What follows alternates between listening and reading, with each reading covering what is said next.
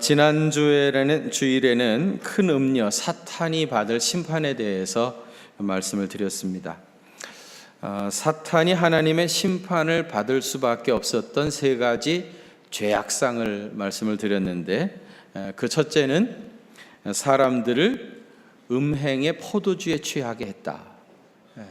사람들이 음행에 빠져들어가는 그 배후에는 사탄의 미혹이 있다, 그런 말씀을 드렸고요. 두 번째로는 하나님을 모독하는 참남한 말을 하게 했다. 신성모독죄, 이게 두 번째였고요. 그리고 세 번째는 사람들로 하여금 사치와 향락에 빠져들게 했다, 그랬습니다. 이런 모든 죄의 배후에는 사탄이 있고 역사의 마지막 때 이 음녀에 대한 하나님의 심판이 임한다, 그랬습니다. 이렇게 사람들을 죄악에 빠져들게 하는 이 짐승의 정체에 대해서 계시록 17장 3절과 7절에 보면 7 머리와 10뿔을 가졌다고 했는데, 이것을 보충 설명한 것이 오늘 본문 9절에서부터 12절입니다. 9절에 보면은 7 머리는 여자가 앉은 7 산이요, 또 7 왕이라고 했고요. 또 10절에서는 7 왕을 다시 설명하는데, 5은 이미 망하였고 하나는 현재 있고 다른 이는 아직 이르지 아니했다, 그렇게 말합니다. 이 부분은 다니엘서 2장과 연결지어서 해석을 해야 할 말씀입니다. 여러분들이 잘 아시는 대로 다니엘서 2장에 보면 느부갓네살 왕 이야기가 나오는데, 느부갓네살 왕이 어느 날 자다가 꿈을 꿨죠. 그런데 그 꿈이 하도 기이하고 그리고 잊어지지 않는 겁니다. 무슨 특별한 징조를 그에게 보이는 꿈으로 생각이 되는데 그 뜻이 무엇인지 알 수가 없었습니다. 그래서 이제 느부갓네살이 바벨론 제국에 있는 모든 박사들, 또 술사들, 해몽하는 사람들, 이런 사람들을 불러가지고, 보통의 경우는 자기 꿈을, 내가 이런 꿈을 꿨는데 그 뜻이 뭐냐, 이렇게 이제 물어보잖아요. 그런데 해몽이라는 게 사실 그렇죠. 꿈 이야기를 들어보고 그리고 적당히 잘 얘기를 해주면은 야, 용하다, 뭐 그러는데, 이 느부갓네살 왕이 가만히 생각해 보니까 이 사람들이 적당히 그렇게 꿈에 대해서 얘기할 수 있을 것 같거든요. 그래서 자기가 꾼 꿈을 얘기해 주지도 않고 바벨론의 술사와 박사들에게 먼저 내가 꾼 꿈의 내용을 알아내고, 그리고 그 꿈이 무슨 의미를 지니는지 해석을 하라, 그렇게 요구를 했습니다. 그러니 바벨론의 술사들이 얼마나 기가 막혔겠습니까? 왕이여, 꿈을 얘기해 주시면 우리가 얼마든지 해석을 해드리겠습니다. 느부갓네살은 시간을 끌지 말고 너희가 내가 꾼 꿈을 먼저 알아내고 그리고 그 꿈을 해석하라. 그러니까 바벨론의 술사들이 우리가 신이 아닌데, 신이 아니고서 어떻게 다른 사람의 꾼 꿈을 알 수 있겠습니까? 느부갓네살 왕이 화가 나가지고 어떡합니까? 이 바벨론의 술사들을 다 머리를 쪼개서 죽이고, 그리고 그의 집을 완전히 불태워가지고 거름무더기로 만들어버렸습니다. 온 나라가 발칵 뒤집어졌겠죠? 그때 나타난 사람이 누굽니까? 다니엘이죠. 다니엘이 그의 세 친구와 함께 하나님 앞에 간절히 기도했더니 하나님께서 느부갓네살이 꾼 꿈을 다니엘에게 보여주셨습니다. 문제가 되었던 그 꿈의 내용이 어떤 것이었습니까? 큰 신상이 있었는데 그 머리는 순금이었고요. 처음 들어보는 얘기인가요? 그 머리는 순금이었고요. 가슴하고 팔은 은이었고요. 그죠? 그 다음에 배와 넓적다리는 노시였고요. 종아리는 철이었고요. 그 다음에 발은 일부는 쇠고 일부는 진흙이었죠. 큰 금신상이 있었습니다. 그런데 돌이 하나 날라와 가지고 이 신상을 꽝 치니까 순식간에 이게 무너져 내렸습니다. 왕이요, 이런 꿈을 꾸셨죠? 그러니까 왕이 얼마나 놀랐겠어요. 눈이 동그래져 가지고 어떻게 알았냐? 맞다, 내가 그런 꿈을 꿨다. 그러면 그 꿈의 의미가 뭐냐? 해석해보라, 그렇게 요구하죠. 그래서 다니엘이 느부갓네살에게 하나님께서 왕에게 장래 있을 일을 알게 하셨습니다. 순금 머리는 왕이 세우신 바벨론 제국이고요. 그 다음에 가슴과 팔은 은이라고 했는데 왕 후에 왕보다 못한 나라가 일어날 것이고, 셋째로는 놋 같은 나라가 일어나서 온 세계를 다스릴 것이고, 넷째는 강하기가 철 같은 나라가 일어나서 모든 것을 부셔뜨릴 것이고, 다음에 발의 일부는 철이고 일부는 진흙이라고 했는데, 이 나라는 다른 민족과 섞일 것인데 철과 진흙이 섞여지지 않는 것처럼 그렇게 될 것이고, 그 금신상이 순식간에 깨어진 후에 하늘의 하나님께서 한 나라를 세울 것인데, 이 나라가 영원토록 다스릴 나라가 될 것입니다. 그렇게 해석을 하죠. 실제로 이 예언이 문자 그대로 다 이루어졌습니다. 신상의 얼굴은 순금이었다고 했는데, 이것은 느부갓네살 왕을 대표로 하는 바벨론 제국이고요. 신상의 가슴과 팔은 은이라고 했는데, 이것은 북왕국 이스라엘을 정복했던 아시리아 제국을 말하고요. 그 다음에 배와 넓적다리는 놋이라고 했는데, 이것은 북아프리카의 맹주 이집트 제국을 말하고요. 신상의 종아리는 철이라고 했는데, 이것은 페르시아 제국을 말하고요. 다리의 일부는 철과 일부는 진흙이라고 했는데, 이것은 알렉산더 대왕을 대표로 하는 그 헬라 제국입니다. 이 알렉산더가 헬라 제국을 건설하면서 많은 나라들을 정복하는데, 알렉산더는 아예 이 나라들이 다시 재건하지 못하도록, 다시 일어나지 못하도록 민족 정신을 말살해야 되겠다, 이런 생각했습니다. 그래가지고 나라를 정복하면 그 나라 사람들을 다른 나라로 강제로 이주시키고, 또 거기 있던 사람들을 여기다가 이주시켜가지고 결국은 피를 섞이려고 하는, 완전히 혼합주의를 택했습니다. 그런데 그것이 결과적으로는 실패로 돌아가게 되어지죠. 마치 철과 진흙이 섞이지 않는 것처럼 그렇게 실패가 되었습니다. 여기까지가 다니엘서 이야기죠. 그런데 오늘 본문 10절에는 5개의 왕이 아니라 7개라고 했습니다. 그런데 그중 5개는 이미 망했고, 망한 5제국은 뭡니까? 아까 얘기한 대로 바빌로니아, 두 번째는 아수르, 세 번째는 이집트, 그 다음에 페르시아, 그 다음에 헬라 제국. 이미 5개는 망했고, 그 다음에 하나는 현재 있고, 이건 뭡니까? 이거는 사도 요한이 요한계시록을 기록할 당시에 로마 제국이죠. 로마 제국. 하나는 지금 있고 하나는 아직 이루지 아니했다 그랬습니다. 아직 이루지 아니한 하나의 제국, 그것이 무엇을 말하겠습니까? 여러 가지로 이제 추측을 가능하게 하는데, 어떤 사람은 교황을 정점으로 하는 카톨릭 교회를 말한다, 그렇게 얘기하는 사람도 있고요. 또 어떤 사람은 1945년에 이스라엘이 해방을 하게 되어지죠. 그러면서 이스라엘이 시오니즘을 꿈꾸면서 이스라엘 민족이 전 세계를 지배하는 날이 온다.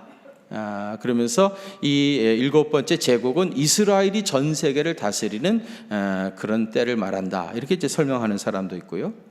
또 한때 그 무리를 일으켰던 시한부 종말론자들 같은 경우에는 그때 당시에 그 유럽이 이제 EU 공동체를 형성해 가는데, EU 공동체 10개 나라가 결국은 마지막 7번째 제국이다, 뭐 그렇게 설명하기도 했지만 그것은 완전히 잘못된 것이라고 이미 판명이 났고요.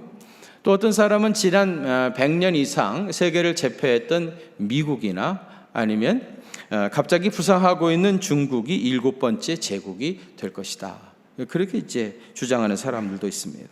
그러나 어쨌든 그 나라가 임한다 하더라도 반드시 잠시 동안 계속하리라, 영원하지가 않다는 겁니다. 잠시 동안. 그래서 10절 하반절에는 그 나라가 영원하지 않다, 그렇게 말했습니다. 그런데 11절에 보면 8번째 왕이 또 있어요. 그런데 앞에 7 중에 속한 자라고 했습니다. 지금까지 설명했던 어떤 제국을 말하는지 알 수 없지만 중요한 것은 이 8번째 왕도 결국 멸망으로 들어간다는 겁니다. 세상의 역사는 지금까지도 그래왔고 또 앞으로도 마찬가지겠지만은요, 거대한 제국이 일어나고 그러다가 또 망하고 또 일어나고 또 망하고 역사의 흥망성쇠는 계속해서 반복되겠습니다마는 분명한 건 뭐냐? 그 나라가 영원하거나 오래되지 않습니다. 그래서 10절 하반절을 보면 반드시 잠깐 동안 머무른다. 영원하지 않습니다.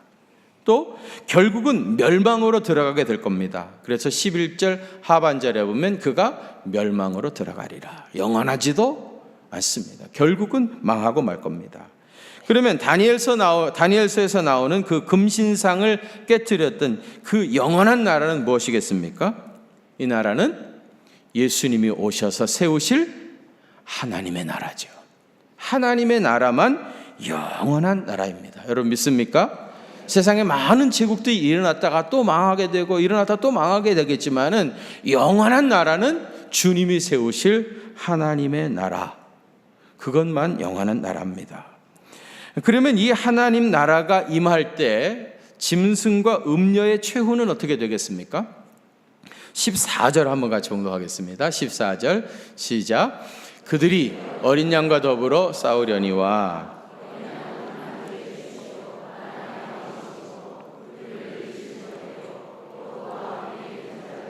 곧 부르심을 받고 택하심을 받은 진실한 자들도 이기리로다. 아멘.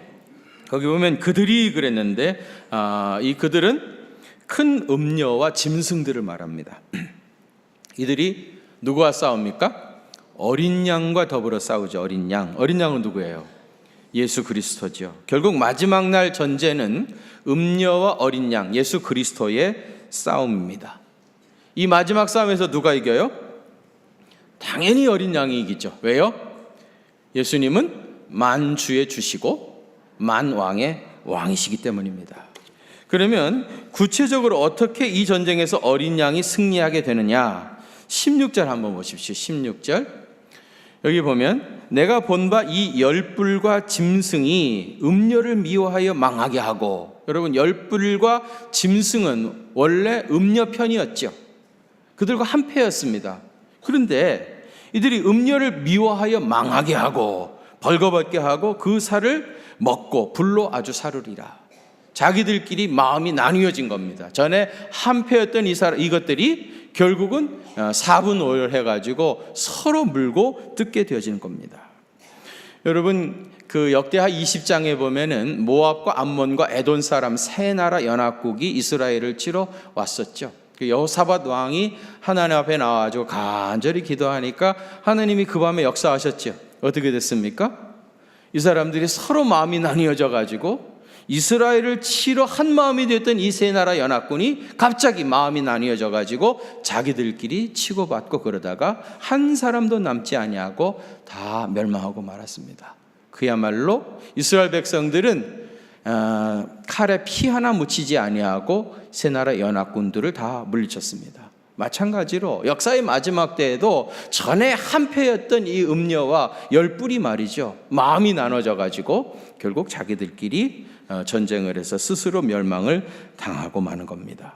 그런데 자세히 보면 어린 양만 이기는 게 아니에요. 14절 하반절에 보면 그와 함께 있는 자들 곧 부르심을 입고 택하심을 받고 진실한 자들이 어린 양과 함께 승리하게 되어져요. 어린 양과 함께 있던 자들이 주님과 더불어 승리하게 되어지는 겁니다. 여러분 부르심을 입고 택하심을 받고 진실한 자들은 누구예요? 어린 양과 함께 있던 예수 믿는 사람들, 그리스도에게 속해 있는 사람들, 예수 편에 섰던 그리스도인들이 역사의 마지막 때에 주님과 더불어 어린 양과 더불어 승리의 주인공이 됩니다. 여러분 이걸 믿으시기를 바랍니다. 여러분 내가 그리스도 안에서 하나님의 자녀가 되었다면 자기 신분의 정체성을 분명히 아는 게 필요합니다. 내가 어떤 존재인가 영적인 정체성을 알아야 흔들리지 않고 믿음 안에서 승리할 수가 있어요. 그래서 여기 오늘 본문에 부르심을 받고 택하심을 입고 진실한 자들, 이것이 우리 그리스도인들의 영적 정체성을 얘기하는 말씀입니다. 오늘 이것을 좀 설명을 드리려고 하는데, 먼저 그리스도 안에 있는 나는 어떤 존재인가? 그 첫째는 뭐예요? 부르심을 받은 자입니다. 누구라고요? 부르심을 받은 자. 주님께 부르심을 받은 자. 여러분, 성도는 하나님께 부르심을 받는 것으로부터 시작합니다. 예수님의 제자들 말이죠. 대부분이 다 갈릴리 어부 출신이잖아요. 예수님이 갈릴리에 찾아가셔서 그들을 콜링, 부르신 겁니다. 나를 따르라. 내가 사람 낚는 어부가 되게 하리라. 그러면서 그들이 제자가 되어진 겁니다. 제자는 주님이 찾아오셔서 불러주시는 것으로부터 시작되어지는 겁니다. 여러분은 어떻게 주님의 제자가 됐습니까? 오늘 혼자 가만히 생각해 보니까 예수 믿는 것이 영원히 사는 길이다, 그렇게 깨달아져 가지고 작정하고 교회에 나오셨습니까? 그런 사람 거의 대부분 없습니다. 하도 어떤 전도인이 와가지고 교회 다녀야 된다, 나랑 같이 교회 가자, 교회 다녀야 구원받는다 해가지고 하도 그러니까 그 사람 때문에 못 이기는 척하면서 그야말로 교회 다녀주었습니다. 모태신앙인 경우는 어머니가 전도인이죠. 어머니 뱃속에 묻혀가지고 교회를 다니기 시작한 겁니다. 결국 누군가에게 초청을 받고 나온 겁니다. 하도 지극정성으로 그래가지고 그때는 할 수 없이 그 사람 때문에 교회 다녀준 것인데, 지금 와서 생각해 보니까 내가 교회를 다닌 것이 아니고 하나님께서 나를 영원전부터 작정하시고 하나님께서 나를 자녀 삼아 주셔서 결국 그 사람을 통해서 나를 콜링, 불러주신 것이죠. 그래서 내가 구원받은 것이 하나님의 은혜구나, 나를 불러주신 하나님의 전적인 은혜구나 하는 것을 깨닫고 감사하는 것이, 그것이 구원의 은혜입니다. 여러분, 우리 장로교인들은 예정론을 믿죠.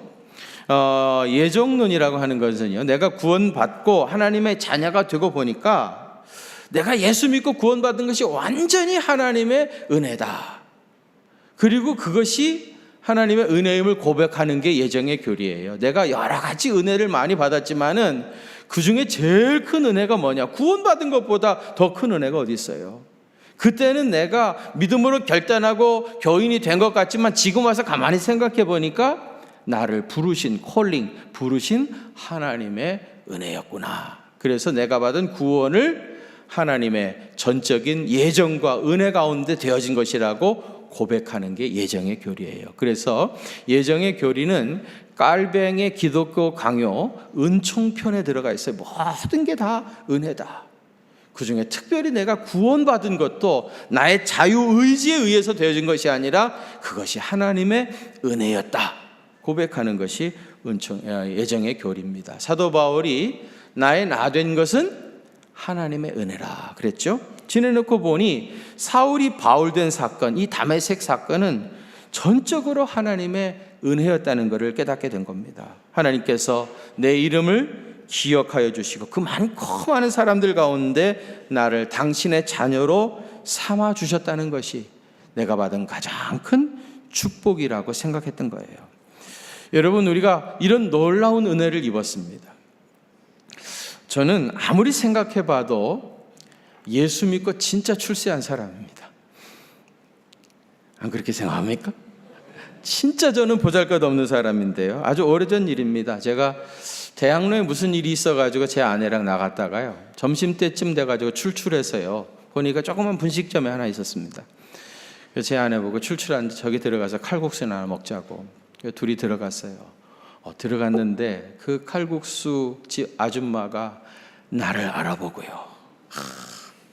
이춘복 목사님 아니시냐고 그렇게 좋아할 수가 없어요.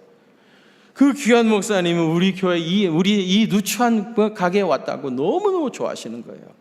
지나가다가 칼국수 먹고 싶어서 왔다고 칼국수 하나 주문했어요. 또 다른 손님들이 많이 와가지고 이분이 왔다 갔다 하면서 주문을 받는데 이분이 얼마나 흥분했는지 말이죠. 다리 스텝이 안 맞는 거야, 스텝이.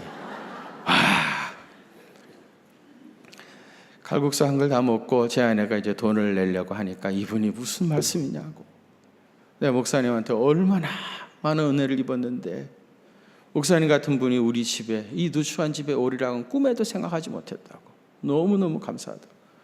뭐 극구 사양을 하는 겁니다. 그래서 할 수 없이 그러면 제가 위에서 기도하고 가겠다고. 그래가지고 이제 우리 셋이 같이 기도를 하기 시작했습니다. 제가 칼국수도 공짜로 얻어먹었는데 얼마나 성령 충만했겠어요. 나 같은 사람을 또 알아주시고 하니까 얼마나 기분이 좋았겠어요. 그래가지고 나름대로 열심히 뜨겁게 기도하는데 막 기도가 시작되자마자 이분이 이제 그 감격을 참지 못해가지고 막 울기 시작하는 거예요. 기도받는 사람이 막 울어대니까 기도할 맛이 더 생기더라고요. 그래가지고 나름대로 막 하늘의 신령한 복과 땅의 기름진 복으로 풍성하게 채워달라고 그렇게 기도를 열심히 했어요. 그리고 눈을 떴는데 이분이 완전히 딴 사람이 되어 있는 거예요.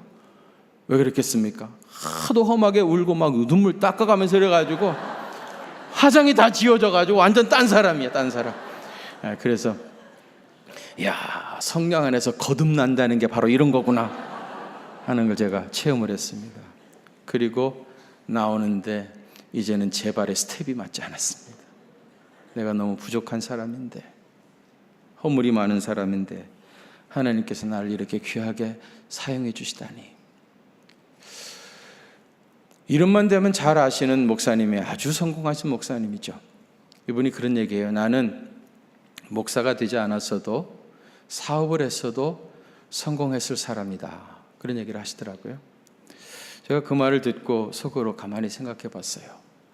나는 만일에 목사가 되지 않았으면 지금쯤 뭐 하고 있을까? 그건 생각해 보니까 여러분, 제가 가지고 있는 유일한 자격증이 운전면허증입니다. 그래서 제가 성실하게 살아왔다고 하면 지금쯤 택시 운전사가 됐겠죠.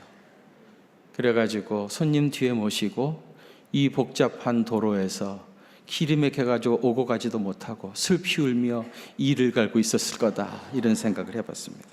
생각해보면 저는 진짜 예수 믿고 출세한 사람입니다. 그런데 제게 머물러 있는 이 은혜를 잊어버리고 살 때가 퍽 많았습니다. 그래서 어떤 때는 억울하기도 했고요. 억울하다고 생각이 드니까 그 상황이 훨씬 더 힘들었습니다. 실제로는 예수님 믿고 진짜 출세한 사람인데 그것도 제대로 깨닫지 못하고 어두운 동굴에 스스로 갇혀서 메마른 삶을 살아왔습니다. 여러분, 사실 우리가 예수님 믿고 구원받았다고 하는 건 진짜 출세한 일입니다. 너무 놀라운 은혜를 우리가 주님께로 받았습니다. 이 모든 것이 다 우리를 찾아오셔서 콜링, 불러주시는 하나님의 은총입니다. 두 번째로는 빼내심을 얻은 자입니다. 오늘 우리 본문에서는 택하심을 받은 자라고 했는데요. 옛날에 우리가 사용했던 개역 개정판에서는 빼내심을 얻은 자라고 번역을 했어요. 저는 택하심을 받았다라는 새로운 번역보다 옛날 빼내심을 얻은 자라고 하는 표현이 훨씬 더 사실적이다, 그렇게 생각이 들었습니다. 여러분, 우리가 빼내심을 얻었다고 하면은 구체적으로 어디서 빼내셨다는 말입니까? 사탄의 올무에서, 사탄의 이빨 사이에서 여러분과 저를 주님이 빼내신 겁니다. 우리가 주님께 부름을 받기 전에는 본질상 진노의 자식이었습니다. 예수님께서 십자가에 찢기시고 흘리신 피는 사탄의 손아귀에서, 그 이빨 사이에서 우리를 빼내시기 위해서 싸우다가 찢기신 상처요, 흘리신 피입니다. 여러분이 스스로 사탄의 올무를 끊고 거기서 도망쳤습니까? 절대로 우리 스스로의 힘으로는 그렇게 할 수가 없습니다. 주님이 이 죄악의 쇠사슬을 끊으시고 우리를 빼내신 겁니다. 그야말로 성도는 빼내심을 입은 자입니다. 여러분 믿습니까? 옛날 6.25 전쟁 중에 있었던 일이라고 해요. 6.25 전쟁 중에 있었던 일이라고 합니다. 웃자고 하는 거니까 너무 그게 진짜 아니냐 그런 식으로 따지고 들지 마십시오. 어떤 사람이 전쟁 중에 포탄이 날라와가지고 다리 하나가 떨어져 나가버렸습니다. 그냥 가만히 보니까 낮은 구는 다리 하나가 있는 거예요. 그래서 자기 건 줄 알고 착 갖다 붙인 겁니다. 그런 말 있잖아요. 손가락도 떨어지자마자 붙이면 붙는다고. 다리를 착 갖다 붙였더니 붙더랍니다. 근데 나중에 알고 보니까 이게 자기 다리가 아니라 여자 다리였답니다. 어떻게 알았을까요? 소변을 보려고 하는데 이 다리가 주저앉더랍니다. 무슨 뜻인지 아직도 모르는 사람들은 집에 가서 깊이 기도해 보시면 무슨 뜻인지 알 거예요. 습관이라는 게 이런 겁니다. 예전에는 여자들이었으니까 그때는 소변 볼 때 앉아야 했지만 이제 남자들이 됐으니까 어떻게 해야 됩니까? 버티고 서 있어야 됩니다. 전에는 마귀에게 속한 진노의 자식이었으니까 죄의 종노릇하며 살았지만 이제는 그리스도 안에서 빼내심을 입은 자가 되었기 때문에 빛의 자녀들처럼 살아야 합니다. 그런데 본질적으로는 빛의 자녀가 되었지만 아직도 몸에 붙어있는 죄악의 습성이 그대로 남아있는 겁니다. 그래서 소변만 보려고 하면은 자동으로 앉으려고 주춤하는 것이죠. 얘가 적당했는지 모르겠습니다만은 우리가 사탄의 선악위에서 빼내심을 입었다 하더라도 하루아침에 빛의 자녀가 되는 것은 아닙니다. 여러분, 고무장갑 끼고 벗으려고 할 때 시간이 필요한 것처럼 이 죄악의 습관들을 떨쳐버리는데 시간이 필요합니다. 그래서 기다려줘야 됩니다. 자기 자신뿐만 아니라 다른 사람이 이 죄악된 습관에서 벗어날 때까지 기다려주는 인내심이 필요한 겁니다. 이건 실제로 있었던 일이라고 그래요. 순천에서 목회하시는 목사님이 서울에서 집회를 마치고 자기 집으로 돌아가다가 고속도로 휴게소에서 잠시 쉬시게 됐다고 그래요. 문을 열고 탁 나가려고 하는데 보니까 자기 교회 안수 집사님이요, 선글라스를 끼고 손에는 담배를 딱 끼고 그리고 자신 있게 걸어가고 있는 거예요. 목사님이 얼마나 놀랐겠습니까? 다행히 눈이 마주치질 않았어요. 근데 목사님이 문을 쾅 닫고 그 다음에 그 집사님이 자기를 못 알아보도록 신문을 펴가지고 얼굴을 가리고 있었답니다. 무사히 이 집사님이 지나갔기를. 한참 기다리는데 누가 차문을 똑똑 두드리더랍니다.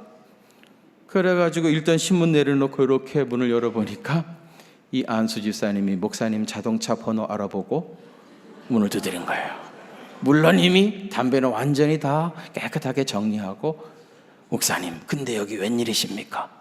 그러더랍니다. 여러분, 이분이 교회 돌아와가지고 어떻게 해야 되겠습니까? 고속도로 휴게실에서 담배 피고 돌아다녔던 이 안수 집사를 어떻게 하면 좋겠습니까? 징계위원을 열어가지고 안수 집사에서 쫓아내야 되겠습니까? 기다려줘야죠. 안수 집사가 담배 피우면 안 된다는 걸 누가 모릅니까?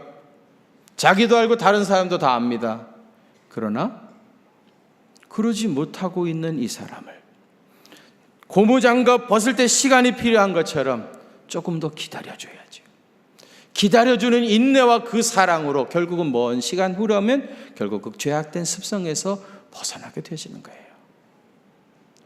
본질상 우리가 마귀의 손아귀에서 빼내심을 입었지만 그렇다고 하루아침에 성자가 되는 건 아닙니다. 오랜 시간 실패하고 또 실패하고 넘어지고 또 넘어지고 그런다 할지라도 기다려주고 인내하는 사랑으로 어느 순간 조금씩 변화되어지는 것입니다. 세 번째로 그리스도 안에 있는 나는 어떤 존재입니까? 하나님을 의지하고 신뢰하는 자입니다. 어떤 사람이라고요? 하나님을 의지하고 신뢰하는 사람. 오늘 본문에는 진실한 자라 그렇게 되어 있는데요, 영어 성경에는 faith라고 되어 있습니다. faith. 예수를 믿는 믿음은 영어로는 believe라고 그러고요, 이 faith라고 하는 거는 믿고 의지하고 신뢰하는 거, 이게 faith입니다. 하나님의 자녀는 하나님 믿고 의지하며 살아가는 사람입니다. 시편 18편의 다윗이 사울의 손에서 벗어난 후에 이런 노래를 불렀습니다. 여호와는 나의 반석이시요 나의 요새시요 나를 건지시는 자시요 나의 하나님이시요 내가 그 안에 피할 바위시요 나의 방패시요 나의 구원의 뿌리시요 나의 산성이시로다. 하나님을 이렇게 고백할 수 있는 사람이 faith, 하나님을 믿고 의지하고 신뢰하는 사람입니다. 하나님은 다윗과 같이 당신을 신뢰하고 믿고 의지하는 사람을 사랑합니다. 그래서 깔뱅은 믿음이라고 하는 게 뭐냐? 절대 의존 감정이라 그렇게 말했어요. 믿음을 다르게 얘기하면 하나님만 절대적으로 의지하고 의존하여 살아가는 것, 그게 믿음이라는 겁니다. 여러분, 하나님 의지하고 하나님 믿지 아니하면 자연히 사람을 믿게 되어 있습니다. 예레미야 17장 5절에 보면 여호와께서 이와 같이 말씀하시느니라. 무릇 사람을 믿으며 육신으로 그 힘을 삼고, 그 다음에 뭐예요? 마음이 여호와에게서 떠난 그 사람은, 어떤 사람이 마음이 여호와에게서 떠난 사람입니까? 사람을 믿고 육신으로 그 힘을 삼는 사람, 이 사람이 마음이 여호와에게서 떠난 사람입니다. 여호와에게서 마음이 떠났기 때문에 사람을 믿는 겁니다. 사람을 의지하는 겁니다. 이런 사람은 어떻게 된다고요? 저주를 받을 것이다. 하나님을 의지하는 사람은 물가에 심기운 나무와 같은 인생이 되지만 사람을 의지하는 사람은 저주를 받게 됐다는 것입니다. 예레미야 2장 13절에서는 내 백성이 두 가지 악을 행했다. 그 첫째는 뭡니까? 그들이 생수의 근원이 되는 나를 버렸다는 거예요. 모든 것의 생수의 근원은 여호와 하나님이신데 그 하나님을 버린 겁니다. 하나님을 버리고 나서 어떡합니까? 스스로 웅덩이를 판 거죠. 하나님을 버렸으니까 이제 스스로 웅덩이를 팠는데 그것은 물을 저축치 못할 터진 웅덩이라는 거예요. 하나님 버리고 이제 스스로 살아보겠다고 열심히 웅덩이를 판 겁니다.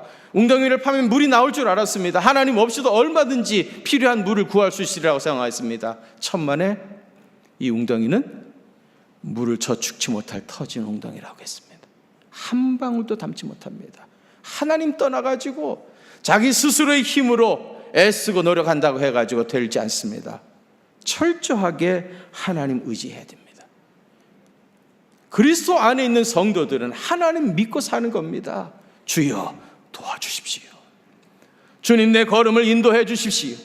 주여 내 손을 붙잡아 주십시오. 주께서 인도하지 않으면 나는 한 걸음도 나갈 수 없습니다. 철저하게 주님에게 의존해서 주께서 내미신 손 붙잡고 믿음으로 살아가야 승리할 수 있습니다.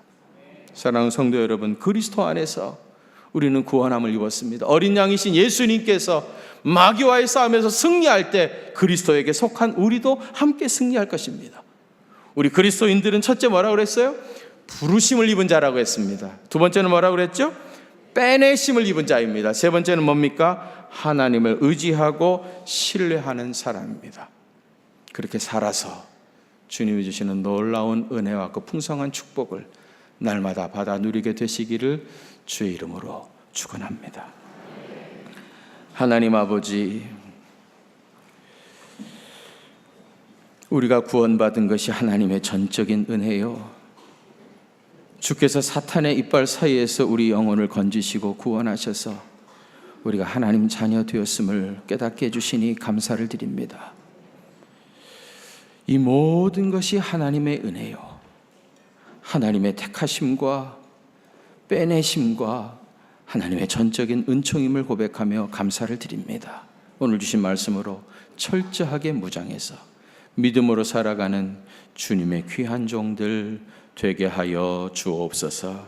이제는 우리 주님 예수 그리스도의 그 크신 은혜와 하나님 우리 아버지의 무한하신 사랑하심과 성령님의 위로하심과 교통하심이 우리 경기중앙교회 사랑하는 성도들과 또 저들의 가정과 그 생업의 현장들 위에, 특별히 해외 유학 중에 있는 사랑하는 자녀들, 또 군문에 나가 있는 우리 자녀들, 또 해외에 파견되어 근무하고 있는 우리의 형제들, 특별히 북한 땅에 있는 내 사랑하는 동포들에게 이제로부터 영원토록 함께 계시옵기를 간절히 축원하옵나이다.